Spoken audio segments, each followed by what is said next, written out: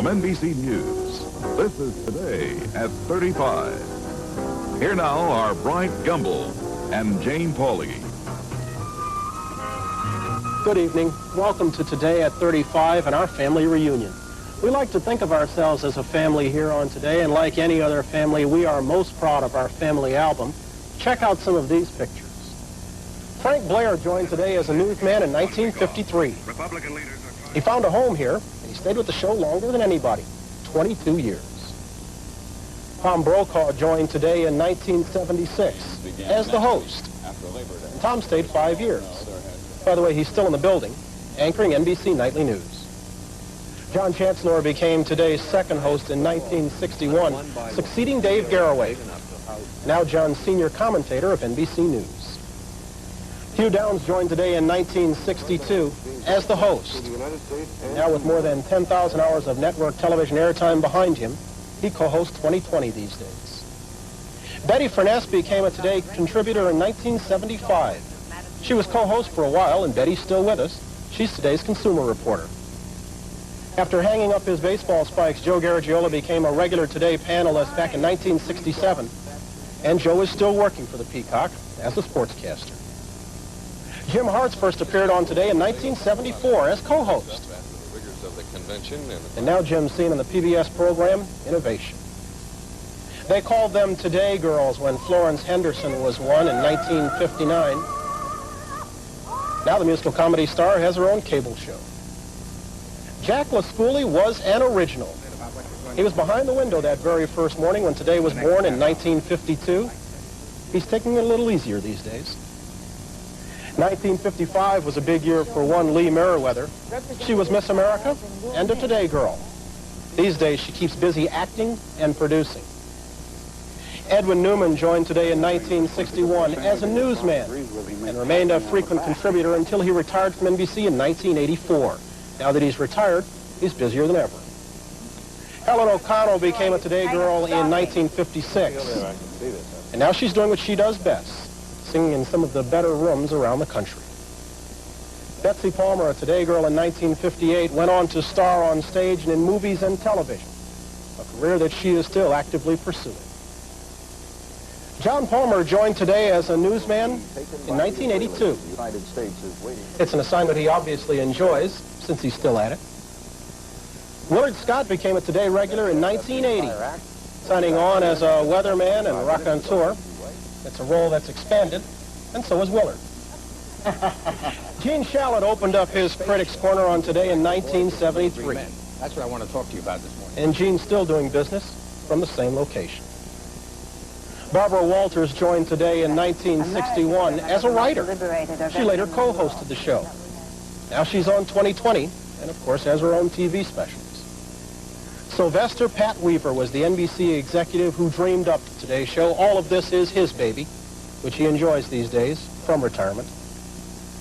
Jane Pauley joined Today in 1976 as co-host. And the rest, as they say, is history that is still being written. And the last page is mine, with the entry dated 1982. I'm happy to say that I continue to enjoy doing this very much. The hours aren't great, but the company you get to keep is terrific, especially tonight.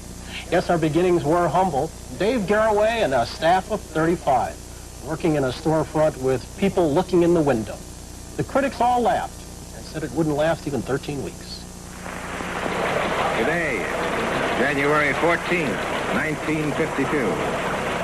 7 a.m. Eastern Standard Time. We are in NBC's World Communications Center in the heart of Radio City, New York. We are in touch with the world. We'll tell you what's happening today. My name is Jack LaScooley. And here is Dave Garroway. Well, here we are. And good morning to you. The very first good morning of what I hope and suspect will be a great many good mornings between you and I. Here it is, Jack said, January 14th, 1952, when NBC begins a new program called Today.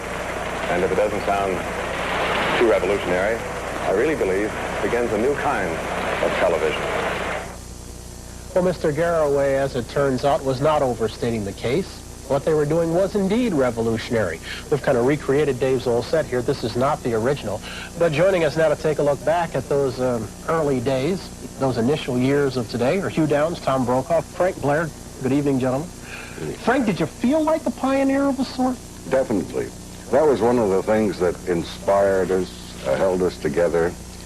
And the fact that all of us were doing this crazy thing at such an odd time of getting out of bed and all that business bound us together. As Mort Werner, who was our producer for a number of years, when asked what makes the Today Show click, he said, it's a matter of chemistry. You said you were in Chicago when it first came. When it started, I was on staff, and I watched it, you know, from the booth. And I was duly amazed, but I still thought that I didn't think that people would be up tuning in. I was wrong. And Tom, you found yourself pressed against the window.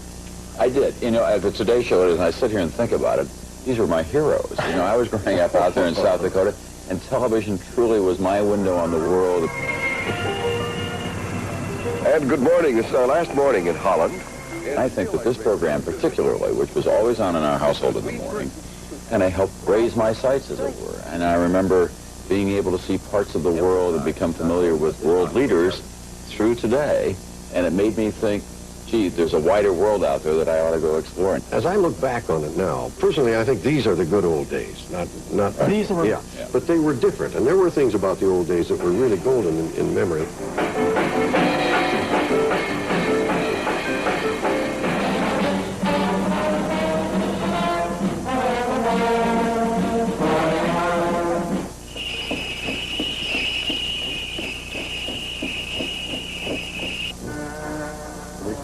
Bring on Rudolph and have him operate his merry-go-round.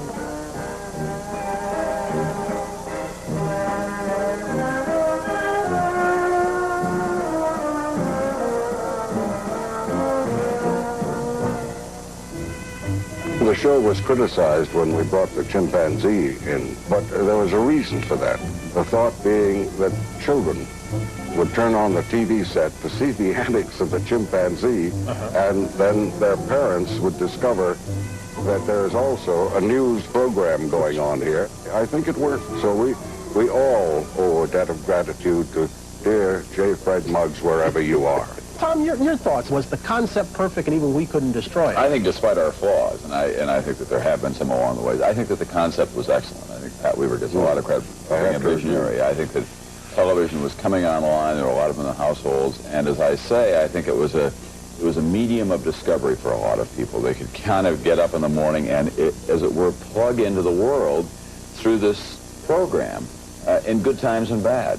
That's it. And I think the one thing we would all find the same question, the most oft-asked question is, what time did you get up? Right? Why don't we go down the road? What time did you get up?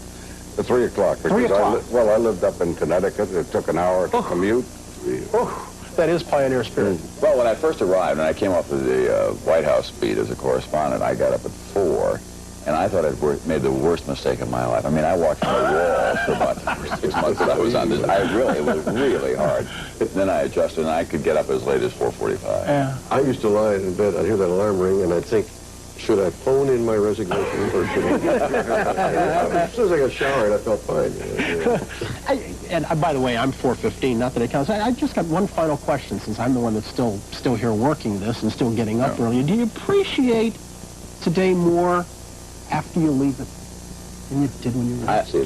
I love it. I love having been here. I feel privileged to have done it. I enriched my life. It was a selfish thing for me in a lot of ways. I met people that I never thought I would get to meet. I connected with the audience in a way I never thought I would, because they think of you as part family, and it was a rich, rich experience. I think you do appreciate it more, only because you look back and say, I could have done this or that also, you know, but it's fun while you do it. Well, if I were younger, I would love to be still doing it. I'd boot John Palmer right out of here and take over. But you reach a point of no return, you know. You run out of fuel, and it's better that a younger man has my job now. You guys all set some tough standards. Gentlemen, thank you all. Hugh Downs, Tom Brokaw, Frank Blair. As we head towards a commercial, we have another vintage moment for you. The first and only running of the Today Show Grand Prix. It was back in 1959. The drivers were John Skid Chancellor and Frank Checkers Blair. Frank Blair is finally coming up, and there goes Skid Chancellor ahead. He's only 5 laps behind. Checkers Blair. Today writer's staff was open, and Dave Garroway hired one, Barbara Walters, to fill it. Her job was to write women's stories, but in her 15 years on the program, she became a story herself as the first woman co-host of Today and a pioneer who changed the role of women in television journalists. Well, she got out of food and fashion and into news, interviewing world leaders and top celebrities in the arts and politics. We have come to expect Barbara Walters in almost any story, but in a bunny costume? Barbara Walters, circa 1962. Now, to your ears, earphones. Are most of the girls embarrassed when they first put these costumes on? Not hardly. I'd say about 1 out of 143 might be embarrassed. Finally, the big test. When my turn came, I felt pretty awkward, but at least I didn't spill anything on the customers. I had passed.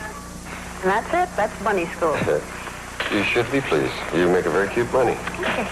You made an incredible bunny. I haven't seen that. I haven't seen that since the day that it was on. Barbara, will you please tell me that you worked out for 2 months before you did that spot? It was a different time and place, my dear. But you know what? Nobody knew who I was, so I could get that job and come in and do it. And then they just thought that NBC was covering it, that I was, sort of just another girl. What I remember most was that you had to learn how the bunny served. You know what that was? You didn't bend over for reasons that may be obvious. What you did was you bent your legs and you served leaning back. So you knelt down that way. It's come in very handy ever since. Well, there you have it. I could not be a bunny because I have bad knees. Though I could probably bend forward. Oh, never mind. And nobody would care, is that what you're saying? Thank you, Barbara. I could count on you. Can we talk about the more serious aspects of Yes, let's do. Something I've always wanted. I have always flattered myself that I knew a little bit about Today history. But what I have never known, were you ever, for a day, a week, a month, ever, called a Today girl? No. When I originally began, when I was here, first I began writing only women's features. Then it was thought that I could write for the men, too. That was a big breakthrough. Then I became the Today reporter. While they had Today girls on the air, I would go out and do stories. Last week, I spent a very informative evening with one of the most pleasant group of people I've had the pleasure of meeting, the information operators in the Circle Information Bureau of the New York Telephone Company on West 50th Street right here in Manhattan. And it went something like this. Good evening, information. Information, may I help you? Alphabetical for Manhattan. And here is your Bronx record. Bronx records and most frequently called phone numbers. Now what do I do? Good evening, information. Information. I'd like to have the number of Sailor Warren. It's a simple number. It's in Midtown Manhattan. 628 West 52nd. Hey, Barbara. Yes? Barbara, what's the matter? You don't remember your old friends? Like Jacqueline Schooley? Barbara, a generation of young women grew up wanting to be the next Barbara Walters. Nobody will ever be another Barbara Walters. Who did you want to be? You made the mold. I didn't think about it. It was the only game in town. I used to say that I would do the job for nothing. I said that until they began to negotiate with me. But so many young women look to you now, and you're going to go through what I went through. I grew up with you, you'll hear. And part of you will be a little insulted, gee, I'm not old, and part of you will be thrilled as I am. Yeah, and I have to say that I'm very proud that when I left the program, you took my place. I really am. I think it's a great credit to me that someone like you followed. I mean that totally. We've got a mutual admiration society going here, and I think there are some other members we could put in it. Barbara was the first woman to be called co-host. But you had something like 30 predecessors. Before Barbara, they were known as Today Girls or Dave's Girls. Some of them were even called Gals of the Week. They were always pretty and charming, and they'd better be good sports, too. 4 Today Girls join us tonight. Lee Merriweather, Helen O'Connell, Florence Henderson, and Betsy Palmer. Well, doodly-dee, we're back on NBC. We're back, the good Lord willing, singing sea above high sea. Ha, ha! I think I hurt myself. The things I've seen since centuries. Right. Way back with Jimmy D. And South Pacific was terrific. Hi from Barnaby, love from me. The Today Girls from NBC. world but bugs. Remember, there was Caraway who taught us to ad-lib. Can you see me talking chimpanzee, intelligent and slim? Oh, he upstaged us and it was rack and ruin. Or was it ruin and rack? The day girls alive and back. Take it, Helen. We got up every morning. Yeah. About 4 a.m. or so. Oh, the moon was up. The stars were out. The things we did for dough. Oh, hey, can you see? The things we did for NBC. All those were the memories. Weren't they, girls? Sing all lang syne to friends of yours and mine. Dave Garraway, Jack LaScoolie, Barbara Walters, Frank McGee, Tom Brokaw, Brian Gumble, Edwin Newman, Jane Pauley, Willard Scott, Gene Shalit, John Palmer, Jim Hartz, and Frank Larry. Poetic license? Betty Furnett, Joe Garagiola, Hugh Downs, John Chancellor. We agree. We're one big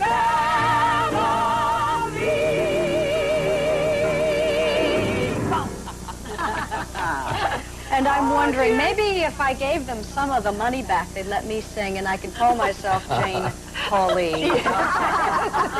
By the way, Bernie Wayne wrote that song for us, special for us. And Bernie, I wonder if you could play a few bars of your most famous composition. All right.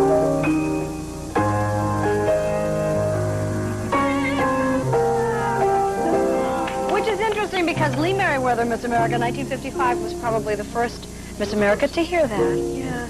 On an old Philco television playhouse. It's wonderful to see all of you and to hear all of you again. Thank you. Thanks, Bernie.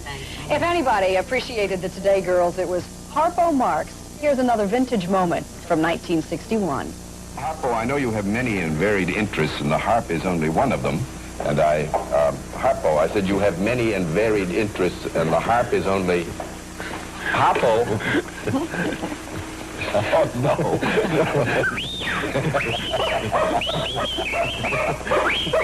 Here's just about everybody who was anybody in the world of entertainment has walked through our doors and into your homes. The complete list would be too long, but here's a sample of some of the greats who have appeared on Today. Something familiar, something peculiar, something for everyone, a comedy tonight. The whole show out here in the street? Yeah. Well, see, now that's television for you. You know, just one bad week and out. Something appealing, something appalling, something for everyone, a comedy tonight. Somebody asked me yesterday, what do you like the best? German men, French men, or American men? I just like a man who can breathe at my age. Something compulsive, something repulsive, Can you do that? something for everyone, a comedy tonight. Do a Betty Davis impersonation. Well, it's very simple. All you do first is this. With your arm. Then you do this. And then you say pizza. But then what? Flop knife. Put the clothes. So cagey. And you just... That's the... So long. We can watch those all night. Willard Scott, Gene Shalit, and I are joined by Joe Garagiola and Jack LaScoolie to recall some memorable moments from the show's past. How tough was it to get guests back when you were just starting up, Jack?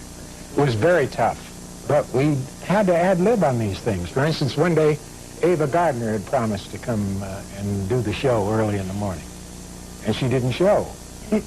Well, there you are with a nice big open spot in the show, and the prize guest is gone. Didn't faze Garraway in the least. He turned to Estelle Parsons at that time, who was the Today Girl, and said to her, "You be Ava Gardner." And promptly asked her all the questions, and she played the part. The same one? Yeah. Humor is one of those things that's tough to make work. I mean, you do it easily. I mean, you really do. But I mean, humor is tough to sell in the morning, Joe. Yes, it is. Tough to sell at night. When you market. do it. Huh? When you do it, it's tough to sell. Yeah, but it was easier when I played. Back when you had hair, you were playing. Did you ever have hair? Let me tell you something. Didn't he? I never remember this man with our hair. It's been 40 years I know this guy. I happen to think you're overdressed. I think we could correct that joke. Absolutely the dumbest thing I've done in one of these years. I ask you, does that make the difference between the man and the man? Perfect. We all look like one of those over 50 insurance commercials anyway. He looks like Mr. Dithers. What do you think? Can you imagine somebody waking up in a Holiday Inn going, what? We can make you look younger. Now, this is the dignified Joe Garagiola look. And watch this. Here's the hippie Joe Garagiola look. Give him a guitar and watch him go. No, there was a guy in an orchestra looked like this. Bibble? Yeah. Looked like that. And you know what? You're a big Chicago Cubs fan, right? Yeah. Okay, every year I still belong to the Cubs. That shows you about what's been happening to that organization, right? They will not release me. And every year I used to get, until Dallas Green got there, a questionnaire and said, you know, all the usual things. What's your biggest thrill? One year I put down, hey, I was a catcher for the Cubs. There are no thrills, you know.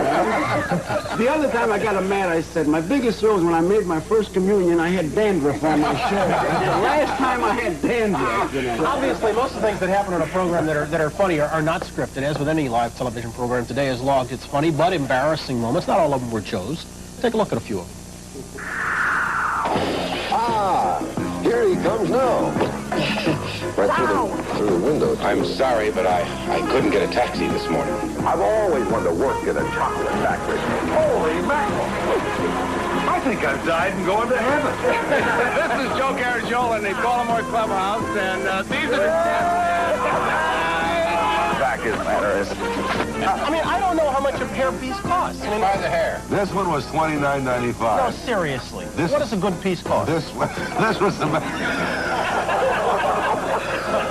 Would you like to blow this up? Before we call the fire department. It set off the smoke detector. Are we ready? Happy birthday. Here we go. Other way. Happy birthday to you.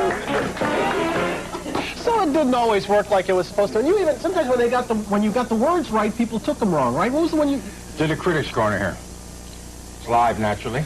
All of a sudden, Jim Straker going like this.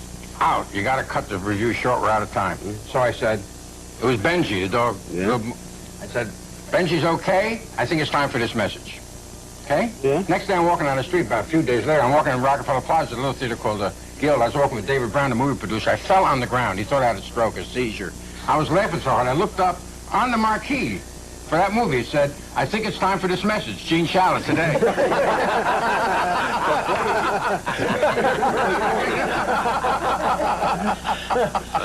I was going to ask anybody, did anybody ever show up late for the show? Did you oversleep and get here just in time to go on the air? Did you ever miss a show? No, not me. Nobody ever slept? No. Oh, sure.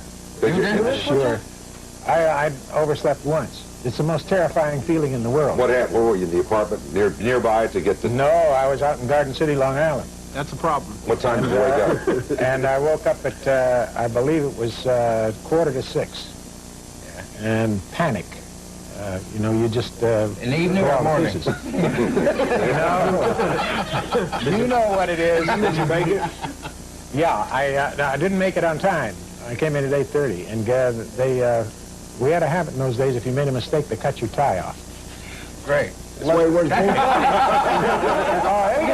wouldn't make any difference. We get the bow tie. We got to close this down, but lest anyone think any of us were very far from our roots, used to wear a ring. I think the inscription's interesting. Why don't you share it with us? This is a ring that is a duplicate of what Garraway wore from the very first day, the day he left the Today Show. And the ring is, his was in silver and mine was in gold. He gave it to me in 1953. The inscription inside is typical Garraway. And it says, to Jack from Dave, for being just what you are by the dawn's early light. Oh, you. And I've worn it ever since. And old partner, thank you, and peace to you. What's made the show work so well, obviously, for so long is not just the guest list, but also the people we honor tonight, the ones who worked here. Jane has more. That's right, Bryant. Today has always been more than just the sum of its parts, and that's because so many of its parts have been so good at so many things.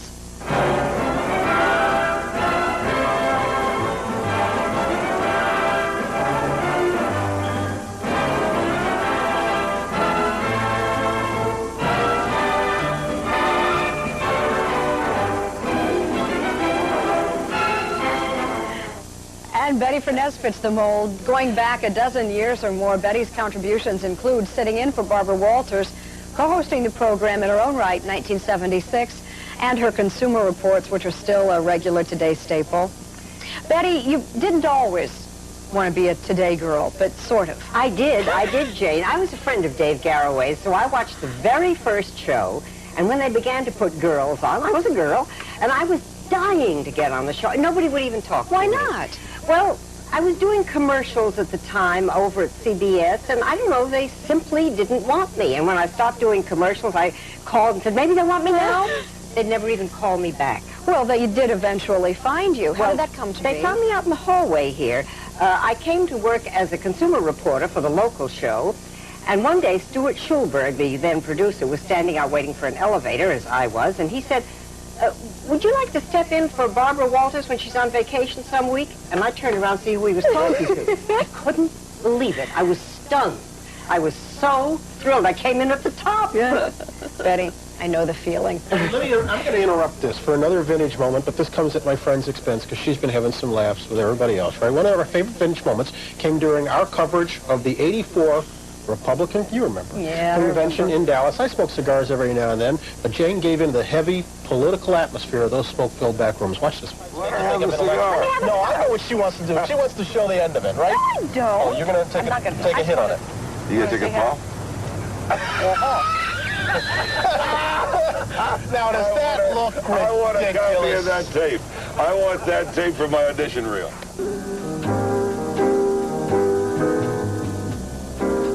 We're back now with more of our primetime anniversary special, a salute to 35 years of the Today program. There have been 35 critical years for this country, of course, years of crisis and incredible change. Most of the important moments have been reflected on Today in one fashion or another, and we've brought you the newsmakers, whoever they were and whatever they did to make the papers. Ever since Harry Truman, presidents have been a part of Today's history. His early morning walks brought him to the Today window. But the others were here, too. Eisenhower, the young John Kennedy, Lyndon Johnson, Richard Nixon, Gerald Ford, Jimmy Carter, and of course Ronald Reagan. The first ladies came too: Eleanor Roosevelt, Mamie Eisenhower, Jacqueline Kennedy, Pat Nixon, and Nancy Reagan among them. And there have been others: senators and legislative leaders, presidential hopefuls and vice presidents, world leaders, failed leaders, old friends and old enemies. We are lucky this evening to have with us some of those who got the newsmakers to the people: Barbara Walters, John Chancellor, John Palmer, and Edwin Newman. Congratulations to all, because those pictures do show an incredible history. I think we were terrific. They don't make it like that. They don't do it. For 35 years. The show is and always has been a news program. Has it become now a part of the news? I mean, has it become the method of people getting the news to the people? Well, I think, Bryant, when you get Don Regan on from the White House and he's giving you that soft soap for 2.5 minutes at 10 after 7 in the morning, that we are beginning to be involved in the process, probably more than we were 20 years ago. Is that a plus or minus? Well, I think there's another point here. May not be the plus and minus, which is that if somebody does appear on the show, that gives a certain weight to the person who has appeared. So the program is important in that way. That is to say that you thought it important enough, or we thought it important enough to put this person on. And it's amazing now, from my tour at the White House the last 2 years of the Carter administration, the first 2 years of Reagan, the White House was very conscious of the ratings of the morning programs, and they would decide what person they wanted to put up front, whether it be the Sunday talk shows or be the morning programs like the Today Show and Good Morning America and CBS Morning News. And they would always put their top guy whom they felt was going to do the best job on the show with the best ratings. They're very conscious of that. This program is so important when you go overseas, when you're away from America. I mean, they know this show is on, and they want to do interviews by satellite. And looking at Sadat and Begin there, and I remember the very first time, at least I think it was, that Anwar Sadat was on television was when the Today Show sent me to Cairo. And if you want to think of how times changed, we then went on to interview Rabin, who was then Prime Minister, and Sadat would not allow the two of them to be on any time in the same 2-hour program. Not that you couldn't have them on together, you couldn't be on the same 2 hours. you look at this, just looking at some of these people and see how the world has changed and yet has not changed. Oh, sure. And, John, you were making that point a little bit earlier, that really the show has changed a great deal, but the people and the events we talk about have remained pretty much along the same lines. You see, we were able to tell them the news. January 14th, 1952. Here's today's headline. Indochina crisis. Rebels use Russian radar guns. Dave, the big news right here in Frankfurt at the moment is the weather. We had our first real snowstorm of the night. There's a Pan Am 747 on the ground in Karachi, Pakistan, being held there by 4 armed hijackers. We're going to dispense with our regular format this morning to bring you the latest. For 35 years, people have been getting their ration of news.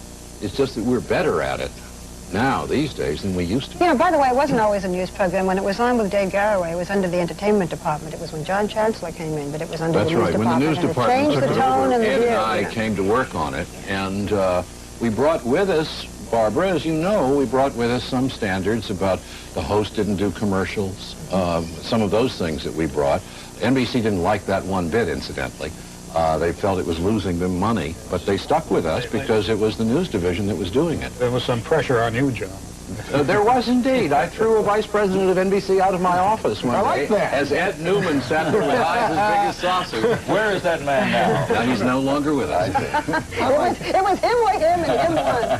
You know, but I guess we all still go through that a little bit. I mean, how can you do a movie star at the same time? Nobody talks about if it's in a magazine. Nobody talks about if it's in a newspaper. There's this kind of, I don't know, snobism about if you can do a serious, hard news interview, how dare you do something that isn't. I think that should be passed by now, at least I hope so. I would agree with you. I think the show has always been a news/entertainment/information program. You know, Brian, I think there are really some limitations still. I once had a very loud sports jacket, and I wore it doing the news, and David Brinkley called me up and he said, yeah, that's a wonderful jacket, but what if somebody had died? It's also why, with rare exceptions, I think of looking at Jane too, I think the women on the program, we almost never wear pants. It's a position of some authority, and you wear dress now. Sure. Does that make a difference? I guess in and sometimes you pick up scars for life. I wore a green jacket once. Jane Pauley made fun of it, and I've never worn it since. If the cameras hadn't been so good, we wouldn't have been able to tell the colors. That's a smooth segue to talk about technology. Jane? In the 35 years we've been on the air, we've taken advantage of just about every advance in television technology that's come along, from the transatlantic radio photo machine to all the latest in satellite communications and computer graphics that make it possible for us to see you from Australia next week. Well, that was our intention right from the first day. Let me take a little tour with you, if you're not busy for a second, and find out some of the tools and some of the people who work on the news as it comes in. This is the telephoto machine. Anybody coming in? Yes, we're taking a picture now from San Francisco of the 25th Division. Of what? The 25th Division. Good enough. See, the picture will come in on this machine. We'll show it to you maybe minutes after it was taken. The print we show you will still be wet, but you won't be able to feel it at home, I hope. We have NBC mobile units, television-wise, many different points. The roof is over here. That's the roof? Yeah. Well, it's almost dark up there this morning. Up on the RCA roof, you can see it's foggy. It's raining miserably in New York at the moment. Well, 1 hour and 59 minutes ago, Queen Elizabeth II was crowned. We've been able to bring you the very first pictures of the coronation of the Queen through a specially devised system bringing us BBC television pictures relayed to us here in New York. The curtains are open. That's the signal. It'll be in, I guess, a matter of minutes. If not in a matter of seconds, but that is the traditional signal. The Prince of Wales, his bride, the Princess of Wales, Diana Spencer. Jim Hartz is with us, and Hugh Downs as well. Hugh, your career virtually spans the microphones, if you know what I mean, doesn't it? Yeah, when I started broadcasting, we used the old ribbon velocity mic that was shaped kind of like this, you know. It had to be honest, you didn't hold it. And microphones then went down to what they called a crystal salt shaker mic, about the size of a corn cob with a chrome top. What was that thing Dave was wearing at the beginning? Dave, that kind of horse collar thing, showed a mic about that long, and it evolved in just a few years to one that was called a lavalier, about the size of my thumb, that was on a string around your neck, you know. Then it went to a still smaller one, and now down to these, and there's one smaller than this. It's about the size of a stem I think I'm wearing one. Yeah, that one. My theory you can barely is, see it. You see what's happening, and the microphone is going to disappear altogether in August of 1991. It'll just vanish. Oh, no, I think it'll be implants, Hugh. If we have made a reputation, I think, thanks to you gentlemen, traveling, taking the Today Show all over the world. Bonjour, Marie. Ici, Paris. Ça va bien? Hello, America from Paris. How is everything? And good morning. This is Today in Romania. Astas in Romania. Today in Ireland. And this morning we're coming to you from Ireland's Land's End. Ohio gozaimasu, Brian. Or actually, I should say good evening in Tokyo. Bon dia, benviendo a hoje no Rio. And good morning, and welcome to Today from Rio de Janeiro. Good morning, and welcome aboard the world's largest ocean liner, the SS Norway. Jim, if we broadcast live from the moon, don't you think Americans would be sort of, well, that's interesting. Have we become jaded? Oh, I think so. I think people have come to expect, just like we have in our business, that whatever you can imagine, you can do. And I think pretty much we've done it. I broadcast from the ice floes in the Atlantic 10 years or so ago. So the only bounds I don't think we'll ever push is the element of time. We've come to, yeah, you know. You know what I mean. And from those early days, another vintage moment as we head toward the SA commercial. The first studio window on 49th Street, where there were always faces looking in, come rain or shine. I fell in love with you the first time I looked into their eyes. You got a certain little cute way of flirting with their eyes. The studio has been a bit of a Tower of Babel tonight. Have you noticed how everything, no, seriously, everything somebody says keys somebody and reminds them of something that happened in a different era, different individual involved, different guests, etc. It's marvelous. That and the fact that you mentioned something, I think, earlier on another show about there being no listeners here. Well, that's right. I mean, everybody's got a zillion stories they're dying to tell. The wonderful thing about it to me is that everybody really seems to like each other. There really seems to be a little warmth of family and love and reunion. And it's like, I must say, I've had more fun than having a class reunion. This is terrific. It has been fun. It really has.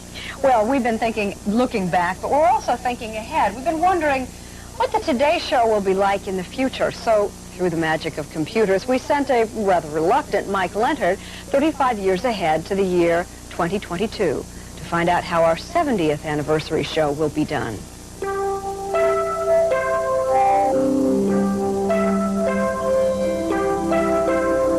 This is the set? Where's the floor crew? The cameraman? Those people aren't needed. The cameras are robotic. Just stick to the script. Okay. Welcome to this special 70th anniversary Today Show. On this program, we'll show how everyday life has changed over the past 7 decades. Like the recent cure for the common cold. And we'll chat live with some of the 21st century's most famous celebrities. Pro Football Commissioner Jim McMahon, veteran character actor Rob Lowe, and game show host Dick Clark. He still looks like that? Through it all, you'll notice how the pace of the show has changed. TV time used to be cheap. This is a bank, piggy bank. Then, as seconds became more valuable, 32, station break. Yeah. The tempo picked up. But as George Gerbner, professor of communications at the University of Pennsylvania, said back in 1986, we absorb a great deal of information. What we don't have to do is remember a great deal of information. You know, before printing, people had to remember everything they knew. Not anymore. Here's today's news. Absorb what you can. In the meantime, a word from our sponsor. That was it? A 2-second commercial? Come on, how can the viewer keep up? Hasn't anyone ever said... Well, this is too nerve-wracking. We can't stand it. Well? Just stick to the script. Our video breather's coming up. Fine. Time now to take an intellectual breath. Relaxing image for this half hour? Fish.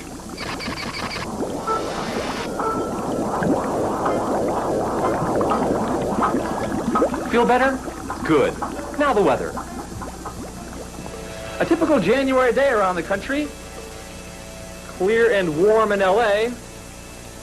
Brisk in New York. And in Buffalo? No, it can't still be snowing in Buffalo. That's not fair. So do something about it. I can? Really? Okay. Don't be so smug, L.A. Have some snow.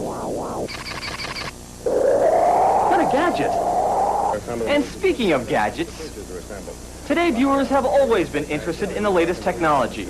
In 1952, Dave Garroway showed off the electric typewriter. This is a fantastic machine. If you can get real close to it, it sounds like a machine gun. Then Brad Kibble of Sony demonstrated 1986's state-of-the-art portable TV and radio. Obviously, they were rather large in those days. But give them credit. They knew what the future held. The rate at which technology is advancing is so rapid at this point that we will surpass by a very wide margin in the next 35 years what we've done in the last 35 years. Like the ability to store video images. Paris, Moscow, indeed. Not real people, but facsimiles. Then send them via satellite at a moment's notice to any location around the world. Of course, they all look real because we have picture quality on television that will rival 35mm film. So who's to know we're not living, breathing people? I know. Big deal. We replaced you a long time ago. You did? Yeah, it's a more efficient way to run things. But what happened to Brian Gumbel? Jane Pauley? Willard? Gene? John? TV doesn't need them anymore. Come back to TV. But we'll come back to you. Tell them, Dave. Give you just a bunch of machines. Machines that can only be brought to life by people. That's the most fun we've had in a while, I'll tell you. And that's what made the Today Show. All the human touches. When Sunny gets blue, her eyes get gray and... People could relate to that. And this futuristic stuff, this has nothing to do with people. It's cold. I want to go home. Send me back 35 years. We can't. We don't have the technology. It worked once before.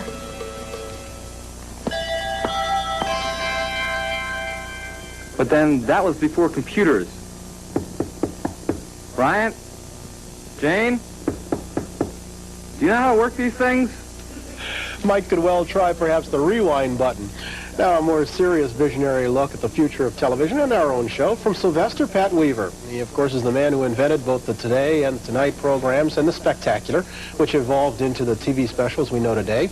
Pat came to NBC from advertising in 1949. He was president of NBC from 53 through 55. It's always good to see you, Pat. Good to be back, and particularly on such an auspicious occasion. That was done tongue-in-cheek, but could the Future Today program look something like that? Oh, I hardly think so. It'll still be people. But the future will change a lot. There will be more options available. Yes. But will the programming be any different than what we see now? I think finally we'll be able to live up to the first brilliant promise of the communications revolution, which always was, just as even when radio started, that you can stay home in your comfortable chair and you can be somewhere else in the world at the push of a button and at the speed of light. You tried to rush similar ideas to this into effect, as you noted, 20 years ago. Right. And it's my roundabout way of asking you if you're satisfied with the medium has gotten to at this point in 1987. Well, no, because I think that promise is yet to be fulfilled, but I'm very optimistic that with the new technology that we're getting, that we will finally be able to be a world without privilege. That is, you won't have to have money, you won't have to have blood and aristocracy to enjoy the best things that there are, because television, telecommunications will permit you to join the people who formerly were the privileged. What was it Pat Weaver said back in 1952 even, that the goals were to enrich life and make the common man quite uncommon? That's right. Glad to see you're still consistent. Absolutely. Sylvester Pat Weaver, always a pleasure. Thank you, Brian. And right here, as we step aside one more time, another vintage moment, one of those that transpired whenever Dave Garroway had some time and an equipment problem on his hands.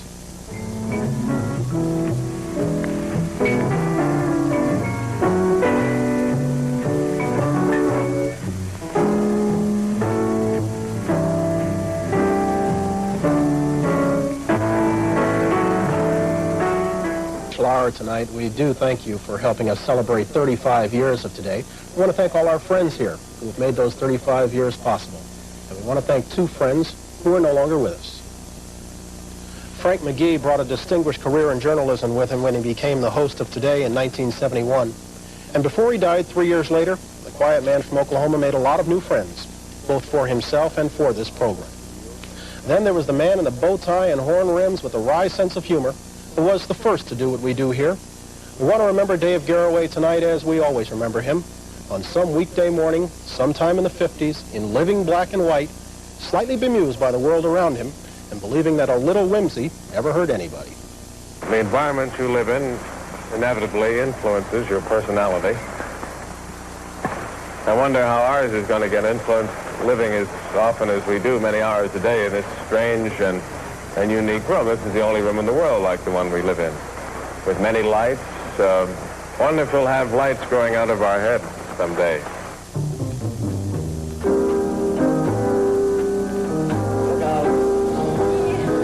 Molly, not the breakfast dessert.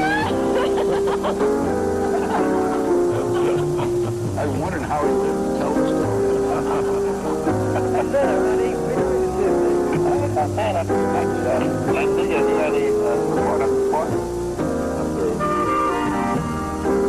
He didn't know about this tornado bulletin board. Did you start dressing to our show? Before. Boy, finished it. What do you know, Butch? Hiya. Sure, everybody I know. Good morning to you. See you tomorrow. Thank you for being a part of our show, too, and peace.